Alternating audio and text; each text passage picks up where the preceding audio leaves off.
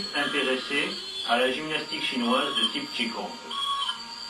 Cette technique est particulièrement bien adaptée aux sujets présentant un tel handicap. En effet, les mouvements se font avec le minimum de tonus strictement nécessaire à la réalisation correcte de l'exercice. Les Chinois disent que l'on doit se sentir léger comme l'oiseau qui monte au ciel. En cela, ces techniques s'apparentent à l'eutonie de Gerda Alexander ou au neurodevelopmental treatment de Gobat. La relaxation intervient donc au cours des mouvements en position debout et le sujet sera relâché comme un arc posé. La concentration se fera sur différents points du corps, en particulier sur le centre de gravité, ce qui constitue un véritable dérivatif psychologique. Chaque série de mouvements débute par ces mots. C'est la nuit. Tout est calme et tranquille autour de vous. Vous chassez tous les soucis, toutes les inquiétudes, et l'esprit se concentre au Tantien, qui est situé au niveau du centre du corps, 3 travers de doigts sous le nombril à l'intérieur. La musique augmente la composante émotionnelle de l'exercice dans la mesure où elle porte les exécutants comme elle porterait les danseurs lors d'une fête. L'aspect ludique et esthétique de ces exercices explique la forte motivation des patients pour apprendre une série de mouvements qui leur sera adaptée par le rééducateur. Cette technique a un aspect convivial, car elle se pratique volontiers à plusieurs.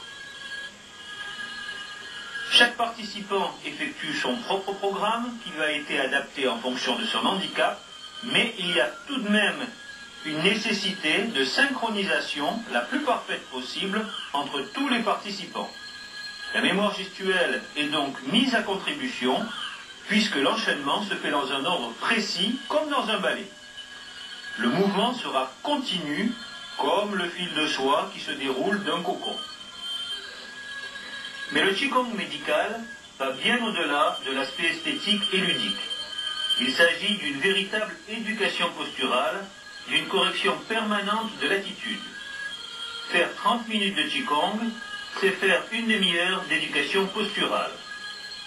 Tous les exercices sont effectués en position debout, avec un rachis bien placé, en insistant sur une érection axiale sans raideur. La position de chaque articulation est également soigneusement étudiée.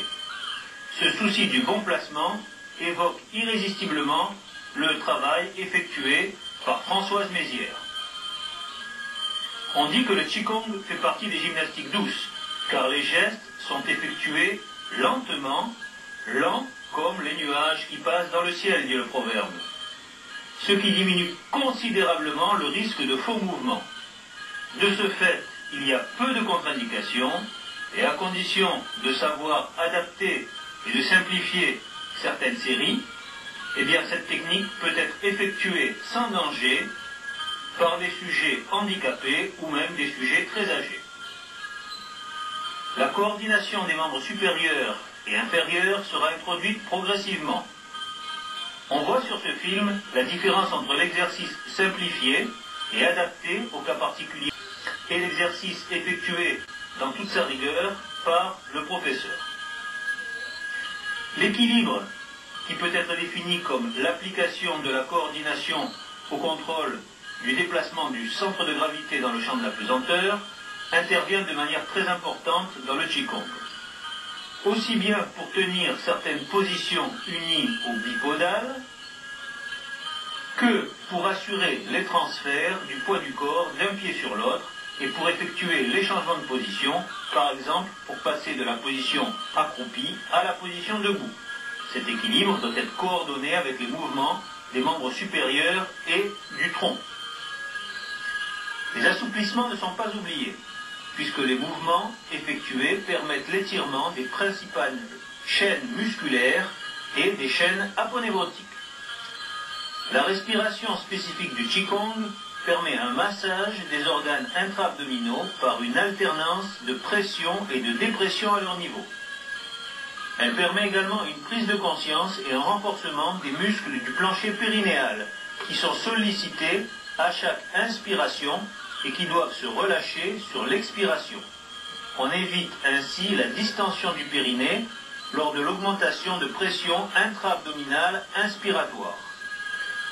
Le Qigong médical nous a été appris par le professeur Tan Wenbin, qui enseigne à l'Académie de médecine traditionnelle chinoise de Kunming dans la province du Yunnan. En plus de toutes les indications qui nous sont fournies par la physiologie occidentale, cette méthode a également des indications basées sur la physiologie traditionnelle chinoise. On a pu dire qu'il s'agissait d'une acupuncture par le mouvement, car la concentration se fait sur des points bien connus en acupuncture. Il y a également stimulation physique de certains centres énergétiques. De plus, les méridiens d'acupuncture sont systématiquement étirés.